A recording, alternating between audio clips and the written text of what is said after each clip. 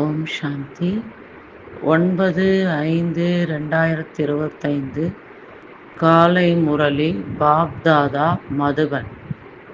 இனிமையான குழந்தைகளே, எந்த சிவனுக்கு அனைவரும் பூஜை செய்கின்றனரோ அவர் இப்போது நம்முடைய தந்தை ஆகியிருக்கிறார் என்ற நஷா உங்களுக்கு இருக்க வேண்டும். நாம் அவருக்கு முன்னிலையில் அமர்ந்துள்ளோம். இனிமையான குழந்தைகளே, எந்த சிவனுக்கு அனைவரும் பூஜை செய்கின்றனரோ அவர் இப்போது நம்முடைய தந்தை ஆகியிருக்கிறார் என்ற நஷா உங்களுக்கு இருக்க வேண்டும். நாம் அவருக்கு முன்னிலையில் அமர்ந்துள்ளோம். கேள்வி: மனிதர்கள் பகவானிடம் எதற்காக மன்னிப்பு வேண்டுகின்றனர்? அவர்களுக்கு மன்னிப்பு கிடைக்கின்றதா என்ன? மனிதர்கள் பகவானிடம் எதற்காக மன்னிப்பு வேண்டுகின்றனர்? அவர்களுக்கு மன்னிப்பு கிடைக்கின்றதா என்ன? பதில்: மனிதர்கள் நினைக்கின்றனர் நாம் செய்த பாவங்களுக்கான தண்டனையை பகவான் தர்மராஜா மூலம் அடைய வைப்பார் என்று.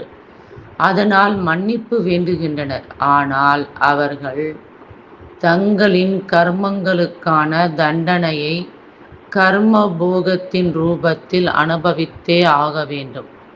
பகவான் அவர்களுக்கு எந்த ஒரு மருந்தும் தருவதில்லை.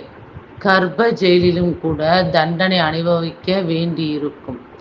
அதாவது, நீ என்னென்ன பாவங்கள் செய்திருக்கிறாய், ஈஸ்வரிய கட்டளைப்படி நடக்கவில்லை, அதனால் இந்த தண்டனை என்ற காட்சி கிடைக்கும். பாடல்: நீ இரவை தூங்கியே கழித்தாய். ஓம் சாந்தி. இதை யார் சொன்னார்? ஆன்மீக தந்தை சொன்னார். அவர் உயர்ந்தவரிலும் உயர்ந்தவர். மனிதர்கள் அனைவரை காட்டிலும், ஆத்மாக்கள் அனைவரை காட்டிலும் கூட உயர்ந்தவர். அனைவருக்குள்ளும் ஆத்மா இருக்கத்தான் செய்கிறது இல்லையா? சரீரமோ பார்ட்டை நடிப்பதற்காக கிடைத்துள்ளது. இப்போது நீங்கள் பார்க்கிறீர்கள், சந்நியாசிகள் முதலானவர்களின் சரீரத்திற்கும் கூட எவ்வளவு மதிப்பு உள்ளது. தங்களின் குரு முதலானவர்களுக்கு எவ்வளவு மகிமை செய்கின்றனர். இந்த எல்லையற்ற தந்தையோ மறைமுகமாக உள்ளார். குழந்தைகள், நீங்கள் புரிந்து கொண்டிருக்கிறீர்கள், சிவபாபா உயர்ந்தவரிலும் உயர்ந்தவர். அவரை விட உயர்ந்தவர் எவரும் இல்லை. தர்மராஜரும் அவருடன் இருக்கிறார். ஏனென்றால் பக்தி மார்க்கத்தில் மன்னிப்பு கேட்கின்றனர். ஹே பகவானே, மன்னியுங்கள். இப்போது பகவான் என்ன செய்வார்? இங்கே அரசாங்கத்தினரோ சிறையில் அடைப்பார்கள். அந்த தர்மராஜா கர்ப்ப ஜெயிலில் தண்டனை தருகிறார். தண்டனையும் அனுபவிக்க வேண்டி உள்ளது. அதற்கு கர்ம போகம் என சொல்லப்படுகிறது. இப்போது நீங்கள் அறிவீர்கள், கர்ம போகத்தை யார் அனுபவிக்கிறார், என்ன நடைபெறுகின்றது. சொல்கின்றனர், ஹே பிரபு, மன்னியுங்கள், துக்கத்தை போக்குங்கள், சுகம் கொடுங்கள். இப்போது பகவான் ஏதாவது மருந்து தருகிறாரா என்ன? அவரோ எதுவும் செய்ய முடியாது. அப்படியானால் பகவானை ஏன் அழைக்கின்றனர்? ஏனென்றால் பகவானுடன் கூடவே பிறகு தர்மராஜரும் இருக்கிறார். தீய கர்மம் செய்வதால் அவசியம் அதன் பலனை அனுபவிக்க வேண்டியுள்ளது. கர்ப்ப சிறையில் தண்டனையும் கிடைக்கின்றது. சாட்சாத்காரங்கள் அனைத்தும் கிடைக்கின்றன. சாட்சாத்காரம் இல்லாமல் தண்டனை கிடைப்பதில்லை. கர்ப்ப சிறையிலோ எந்த ஒரு மருந்து முதலிய எதுவும் கிடையாது.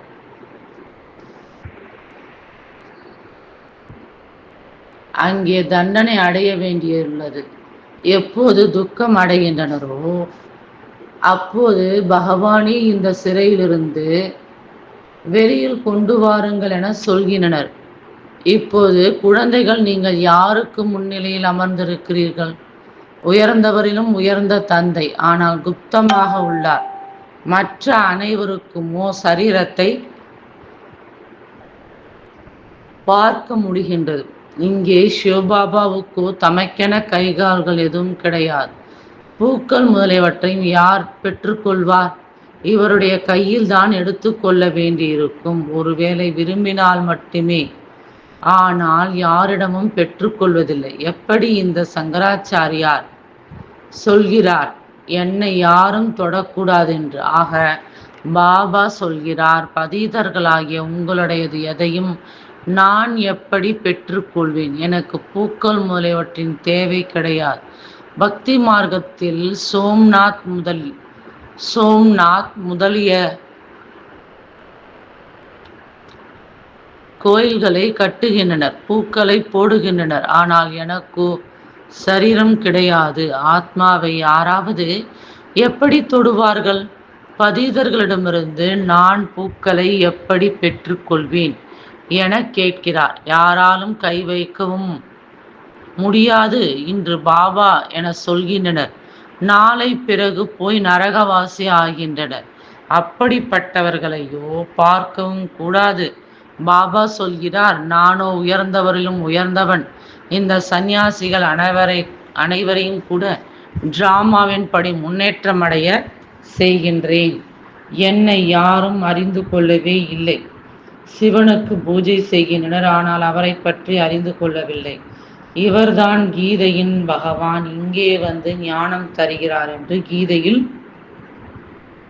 கிருஷ்ணரின் பெயரை போட்டுவிட்டுள்ளனர். கிருஷ்ணர் ஞானம் கொடுத்தார் என்றால் மற்றபடி சிவன் என்ன செய்திருப்பார்? ஆக மனிதர்கள் நினைக்கின்றனர் அவர் வருவதே இல்லை என்று. அட, பதீத பாவனர் கிருஷ்ணர் என சொல்ல மாட்டார்கள். பதீத பாவனர் என்று என்னை சொல்கின்றனர் இல்லையா? உங்களிலும் மிகச் சிலர்தான் இவ்வளவு மதிப்பு வைக்க முடியும். எவ்வளவு சாதாரணமாக இருக்கிறார். அவர் சொல்கிறார், நான் இந்த சாதுக்கள் முதலான அனைவருக்கும் தந்தையாக இருக்கிறேன். சங்கராச்சாரியார் முதலான அனைவரின் ஆத்மாக்களுக்கும் நான் தந்தையாக உள்ளேன். சரீரங்களுக்கான தந்தையும் இருக்கத்தான் செய்கிறார். நானோ அனைத்து ஆத்மாக்களுக்கும் தந்தை. எனக்கு அனைவரும் பூஜை செய்கின்றனர். இப்போது அவர் இங்கே முன்னிலையில் அமர்ந்துள்ளார். ஆனால் நாம் யாருக்கு முன்னிலையில் அமர்ந்துள்ளோம் என்பதை அனைவரும் புரிந்து கொள்ளவில்லை. ஆத்மாக்கள் ஜென்மாந்திரமாக தேக அபிமானத்தில்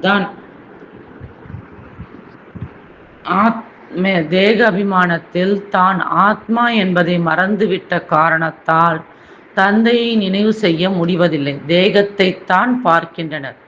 ஆத்ம அபிமானியாக இருந்தால் அந்த தந்தையை நினைவு செய்ய வேண்டும். தந்தையின் ஸ்ரீமத் படி நடக்க வேண்டும். பாபா சொல்கிறார், என்னை அறிந்து கொள்வதற்காக அனைவருமே முயற்சி செய்கின்றனர். கடைசியில் முழு ஆத்ம அபிமானி ஆகிறவர்கள்தான் பாஸ் ஆவார்கள்.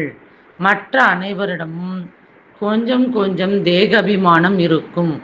பாபாவோ குப்தமாக உள்ளார். அவருக்கு எதையும் கொடுக்க முடியாது. பெண் குழந்தைகள் சிவனுடைய ஆலயத்திற்கும்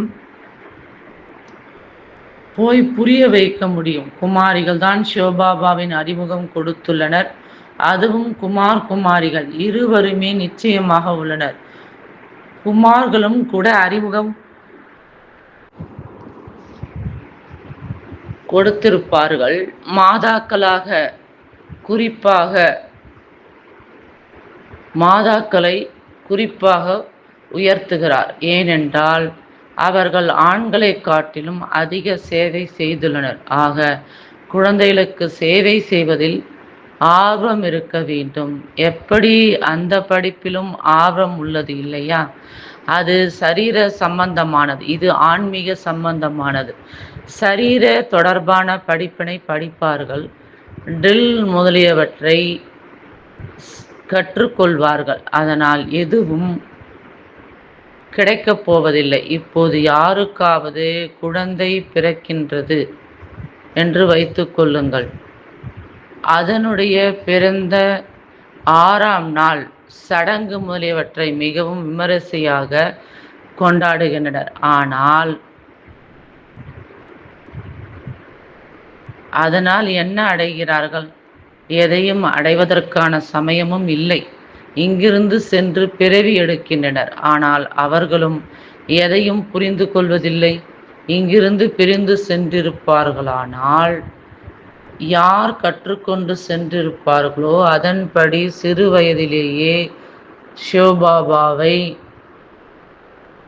நினைவு செய்து கொண்டிருப்பார்கள்.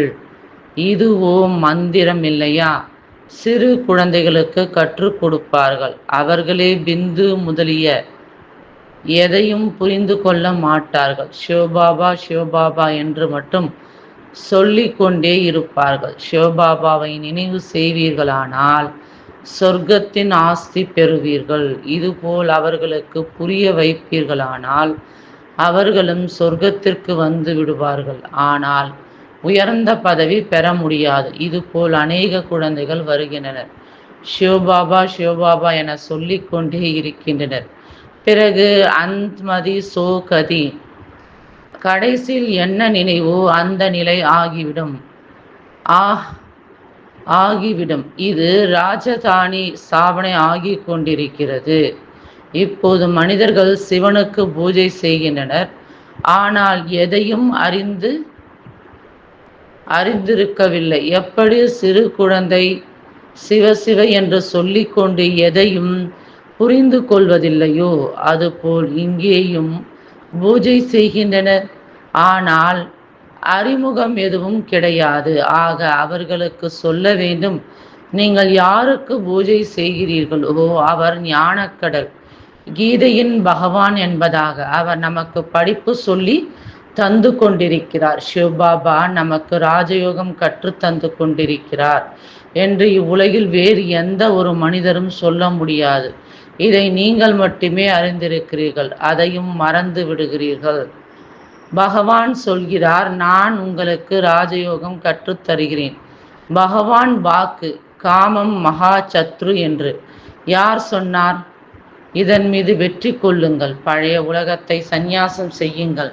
நீங்கள் ஹடயோகி, எல்லைக்குட்பட்ட சந்நியாசிகள். அவர் சங்கராச்சாரியார், இவர் சிவாச்சாரியார். இவர் நமக்கு கற்றுத்தருகிறார். கிருஷ்ண ஆச்சாரியார் என சொல்ல முடியாது. அவரோ சிறு குழந்தை. சத்யுகத்தில் ஞானத்தின் அவசியம் கிடையாது. எங்கெங்கே சிவனுடைய ஆலயங்கள் உள்ளனவோ அங்கெல்லாம் குழந்தைகள் நீங்கள் நல்ல சேவை செய்ய முடியும். சிவாலயங்களுக்கு செல்லுங்கள். மாதாக்கள் செல்வது நல்லது. கன்யாக்கள் சென்றால் அதைவிட நல்லது. இப்போது நாம் பாபாவிடமிருந்து ராஜ்ய பாக்கியத்தை அடைய வேண்டும். பாபா நமக்கு படிப்பு சொல்லி தருகிறார். பிறகு நாம் ராஜாராணி ஆவோம். உயர்ந்தவரிலும் உயர்ந்தவராக பாபா தான் உள்ளார். இப்படிப்பட்ட கல்வியை எந்த ஒரு மனிதரும் கற்றுத்தர இயலாது. இது கலியுகம். சத்யுகத்தில் இவர்களுடைய ராஜ்யம் இருந்தது. இவர்கள் ராஜாராணியாக எப்படி ஆனார்கள்? யார் ராஜயோகம் கற்பித்தார்கள்? அதனால் சத்யுகத்தின் மாலிக்கானார்கள். யாருக்கு நீங்கள் பூஜை செய்கிறீர்களோ அவர் நமக்கு படிப்பு சொல்லி தந்து சத்யுகத்தின் மாலிக்காக்குகிறார். பிரம்மா மூலம் ஸ்தாபனை, விஷ்ணு மூலம் பாலனை.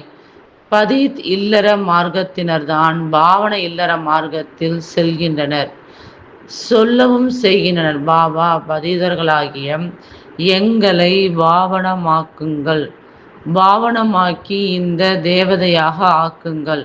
அது இல்லற மார்க்கம். துறவர மார்க்கத்தினருக்கு குரு ஆவதில்லை. யார் பவித்திரமாக ஆகின்றனரோ அவர்களுக்கு குரு ஆக முடியும். இதுபோல் அநேகம் பேர் துணை உள்ளனர். விகாரத்திற்காக திருமணம் செய்து கொள்வதில்லை. ஆக குழந்தைகள், நீங்கள் இப்படி சேவை செய்ய முடியும். உள்ளுக்குள் ஆர்வம் இருக்க வேண்டும். நாம் பாபாவின் நல்ல குழந்தையாகி ஏன் போய் சேவை செய்யக்கூடாது? இந்த பழைய உலகத்தின் விநாசம் முன்னால் நின்று கொண்டுள்ளது. இப்போது சிவபாபா சொல்கிறார், கிருஷ்ணரோ இருக்க முடியாது. அவரோ ஒரு முறை மட்டுமே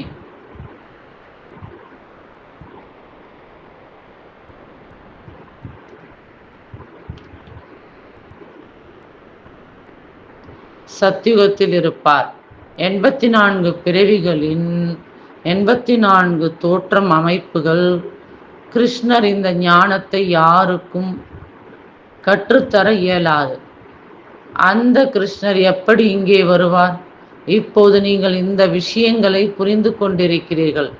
அரை கல்பத்துக்கு சிறப்பான பிறவிகள் ஏற்படுகிறது. பிறகு ராவண ராஜ்யம் ஆரம்பமாகின்றது. மனிதர்கள் மிருகங்கள் போல் ஆகிவிடுகின்றனர். ஒருவர் மற்றொரு சண்டை சச்சரவு செய்து கொண்டே உள்ளனர். அப்போது ராவணனின் ஜென்மம் ஆகிறது இல்லையா? மற்றபடி 84 லட்சம் பிறவிகளோ கிடையாது. இவ்வளவு விதவிதமாக உள்ளனர். அவ்வளவு ஜென்மங்கள் எடுப்பதில்லை. ஆக இதை பாபா அமர்ந்து புரிய வைக்கிறார். அவர் உயர்ந்தவரிலும் உயர்ந்த பகவான். அவர் கற்பிக்கிறார். அடுத்ததாக பிறகு இவரும் கூட இருக்கிறார் இல்லையா? படிக்கவில்லை என்றால் யாரிடமாவது போய் தாசதாசி ஆவார்கள். சிவபாபாவிடம் தாசதாசிகளாக ஆவார்களா என்ன? பாபாவு புரிய வைக்கிறார். படிக்கவில்லை என்றால் சத்தியுகத்தில் போய் தாசதாசிகளாக ஆவார்கள் என்று. யார் எந்த ஒரு சேவையும் செய்வதில்லையோ, உண்பதும் அருந்துவதும் உறங்குவதுமாக இருந்தால் அவர்கள் என்னவாக ஆவார்கள்? நாமோ மகாராஜா ஆவோம், நமக்கு முன்பாக கூட வரமாட்டார்கள். தாங்களே புரிந்து கொண்டுள்ளனர் இதுபோல் நாம் ஆவோம் என்று. ஆனால் பிறகும் கூட வெட்கம் உள்ளதா? நாம் நமது முன்னேற்றத்தை அமைத்து கொண்டு ஏதாவது பதவி பெற வேண்டும் என்பதை புரிந்து கொள்வதே இல்லை. அதனால் பாபா சொல்கிறார், இந்த பிரம்மா சொல்கிறார் என புரிந்து கொள்ள வேண்டாம். எப்போதுமே சிவபாபா தான் சொல்கிறார் என புரிந்து கொள்ளுங்கள். சிவபாபாவுக்கும் மதிப்பு வைக்க வேண்டும் இல்லையா? அவரோடு கூடவே பிறகு தர்மராஜரும் இருக்கிறார். இல்லை என்றால் தர்மராஜரின் தண்டனைகளையும் அதிகமாக அடைவீர்கள். குமாரிகளோ மிகவும் சாமர்த்தியசாலிகளாக இருக்க வேண்டும். இங்கே கேட்டோம், வெளியில் சென்றால் எல்லாம் முடிந்தது என இருக்கக்கூடாது. பக்தி மார்க்கத்தில் எவ்வளவு சாதனங்கள் உள்ளன. இப்போது பாபா சொல்கிறார், விஷத்தை விட்டு விடுங்கள், சொர்க்கவாசி ஆகுங்கள். இப்படி ஸ்லோகன்களை உருவாக்குங்கள். தைரியமுள்ள பெண் சிங்கங்களாக ஆகுங்கள். எல்லையற்ற தந்தை கிடைத்து விட்டார், பிறகு என்ன கவலை? அரசாங்கத்தினர் தர்மத்தையே ஏற்றுக்கொள்வதில்லை எனும்போது அவர்கள் பிறகு மனிதரிலிருந்து தேவதை ஆவதற்காக எப்படி வருவார்கள்? அவர்கள் சொல்கின்றனர், நாங்கள் எந்த ஒரு தர்மத்தையும் ஏற்றுக்கொள்வதில்லை, அனைவரையும் நாங்கள் ஒன்றாகவே நினைக்கிறோம். பிறகு சண்டை சச்சரவு செய்வது ஏன்? பொய் என்றால் பொய்தான், உண்மை என்பது ஒரு சிறிதும் கிடையாது. முதலில் ஈஸ்வரன் சர்வவியாபி என்பதிலிருந்து தான் பொய் ஆரம்பமாகின்றது. இந்து தர்மம் என்பது எதுவும் கிடையாது. கிறிஸ்தவர்களுக்கு அவர்களது தர்மம் இருந்து வந்துள்ளது. அவர்கள் தங்களை மாற்றிக்கொள்வதில்லை. இந்த ஒரு தர்மத்தினர்தான் தங்களின் தர்மத்தை மாற்றி இந்து என சொல்லிக் கொள்கின்றனர். பிறகு பெயர்கள் எப்படியோ வைக்கின்றனர். ஸ்ரீ இன்னார் என்று. இப்போது ஸ்ரீ என்றால் சிரேஷ்டமானவராக எங்கே இருக்கிறார்கள்? ஸ்ரீமத் கூட யாரிடமும் கிடையாது. அவர்களுடையது இரும்பு யுகத்தின் வழி.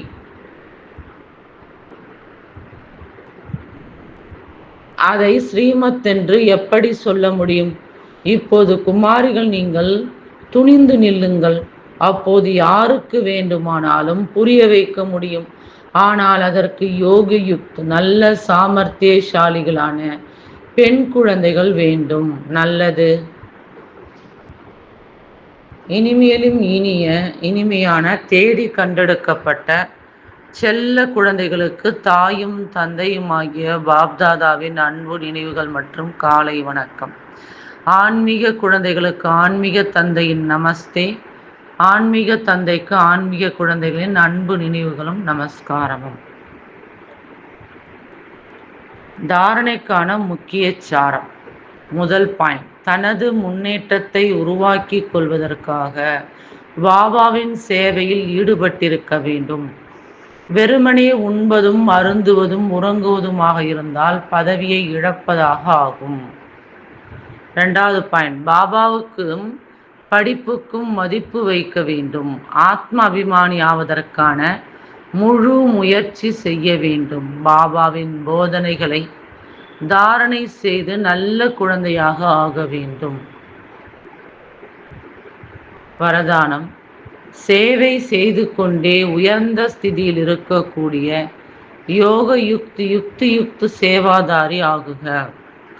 யார் யோக யுக்தான சேவாதாரிகளோ அவர்கள் சேவை செய்தாலும் எப்போதும் உயர்ந்த நிலையில் இருப்பார்கள். சேவை அதிகமாக இருந்ததால் அசரீரி நிலையில் இருக்க முடியவில்லை என்று கூற மாட்டார்கள். இது என்னுடைய சேவை அல்ல, ஆனால் பாபா தந்தார் என்ற நினைவில் நிர்பந்தன் நிலையில் இருப்பார்கள். ட்ரஸ்டியாக இருப்பார்கள். பந்தன் முக்தாக இருப்பதற்கு பயிற்சி செய்யவும். ஆரம்ப காலத்தில் கடைசி நேர நிலையில் இருக்கவும், கர்மாதீத் நிலையில் இருப்பதற்காக இவ்வாறு பயிற்சி செய்யவும். எவ்வாறு நடுநடுவே டிராஃபிக் கண்ட்ரோல் செய்கின்றீர்களோ அதே போல் ஆரம்ப காலத்தில் கடைசி நேர நிலையினை அனுபவம் செய்யவும். அப்போது கடைசி நேரத்தில் மதிப்புடன் வெற்றி அடைந்து விடுவீர்கள். ஸ்லோகன்: சுப பாவனை காரணத்தை நிவாரணமாக மாற்றம் செய்து விடுகிறது. சுப பாவனை காரணத்தை நிவாரணமாக மாற்றம் செய்து விடுகிறது. அச்சா. ஓம் சாந்தி.